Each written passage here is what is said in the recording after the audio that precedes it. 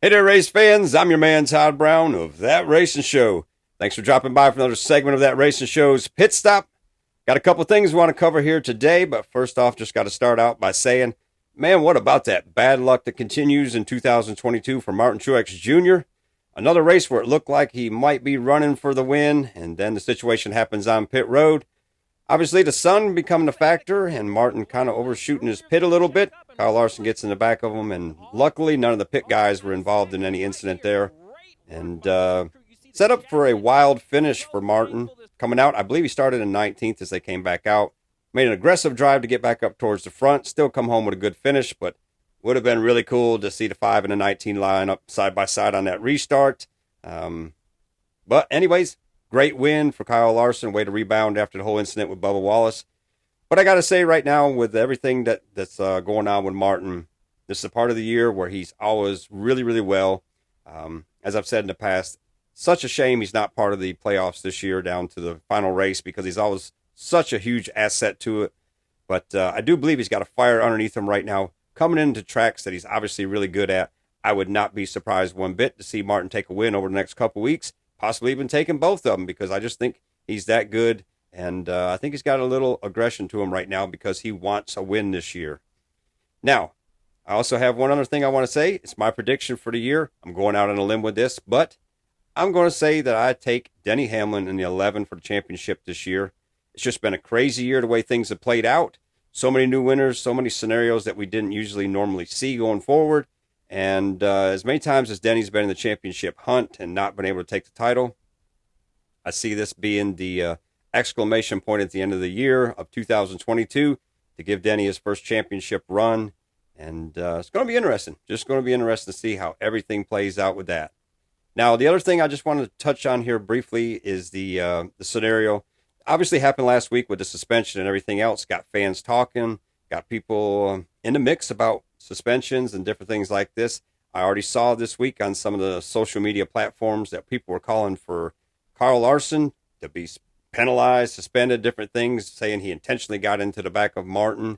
And I want to say this is something that I hope doesn't move on going forward. It was one of my fears with the whole suspension aspect to begin with, because once you bring a level into it that's something that's not been level across the board, and you just initially throw it on one person, then all the race fans start calling for the same thing to happen to every other driver who gets into contact or does something like this with their favorite driver. So this is something that I hope does not continue as a trend between people, because it's racing. There's bumping, there's rubbing, there's things that are going to happen like that makes racing what it is. So I hope moving forward, everybody's just able to calm down a little bit and just let the guys race and don't call for penalties and things like that every time a scenario happens. Now, on to the topic of conversation today, Harvick and Trackhouse Racing. That's a name that I can honestly see coming together in the future. Now, it was reported by Kicking the Tires this week that Keelan Harvick had Trackhouse Racing on his uniform as he run the karts in the World Championship kart race this past week. And they got into some interviews with him, and Justin Marks come out and said, yes, he was fully supportive of Keelan. He was a firm believer in him. There was no contracts or anything like that with him at the point, but he was a definite supporter of him. And him and Harvick have had some good ties in the past, and he went on to say that he would like for Kevin to come on with a management role once he retires from racing. Now, this is honestly something that I can see happening. I can see it being a very viable situation all the way across the whole system. Let's face it, how cool would it be to have Rexton Busch over there with Childress and have Keelan over here? I mean, this is the future of NASCAR, so I'm kind of excited about it, to see these guys be so well at their abilities of driving right now and knowing that they're the future coming up. So we got some really cool things going forward. And, man, I love seeing these little things with these guys like this, because kart racing was a big part of my past. And, man, that's where the stars come from. So it's really awesome.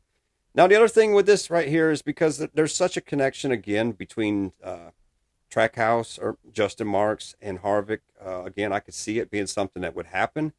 The other aspect to it that I see is everything that's going on with Stewart Haas Racing right now.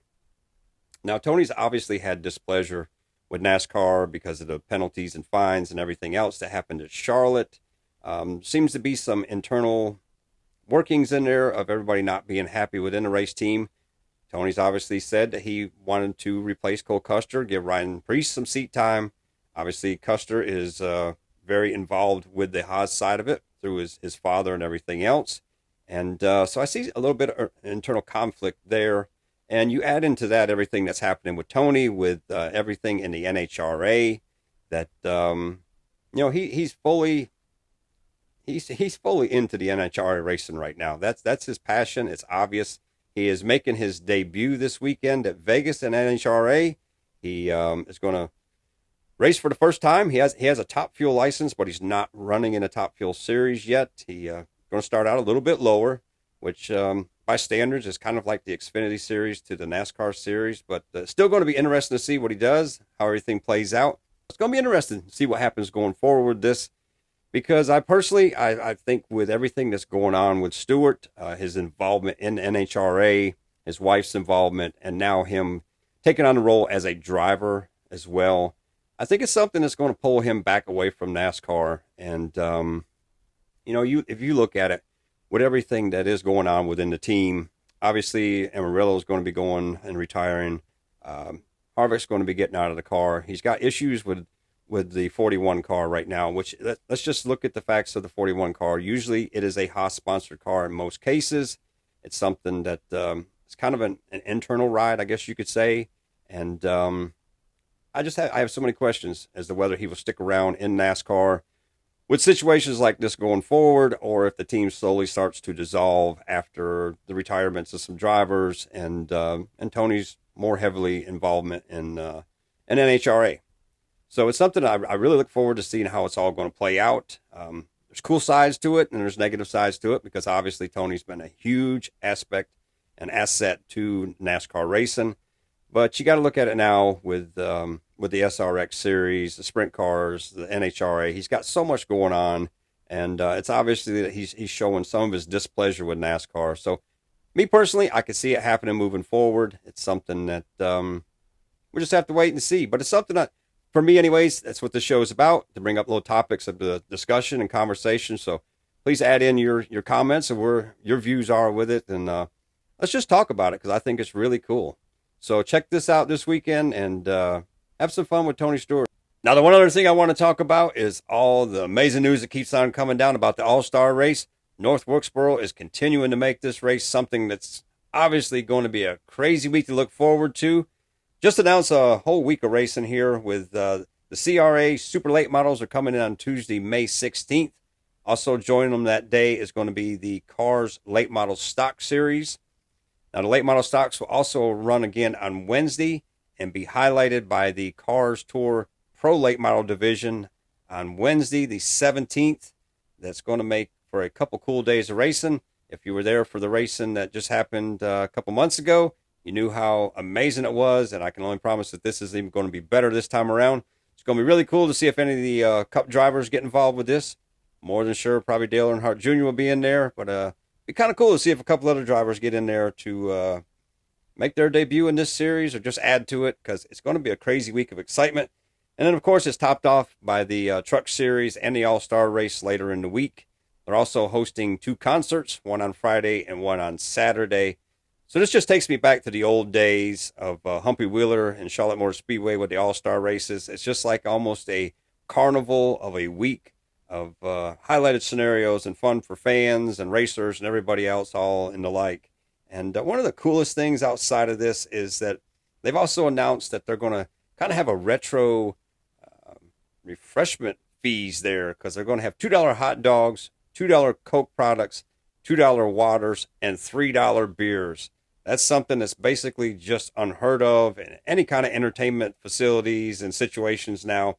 So it's so cool that they're taking it back and showing, they're making this a fans race again.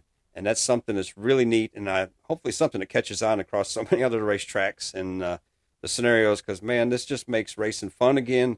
It makes it so, not that it ever lost its fun, but this takes somebody like me back to the old days of what used to happen. Because I used to love the All-Star races and things at Charlotte, especially when you had the Old Sportsman Series and the Daytona Dash running through the week, and just races that added to everything, because it it just made the whole week super exciting and something to look forward to all year. And then you throw in these concession stand fees on top of it like this.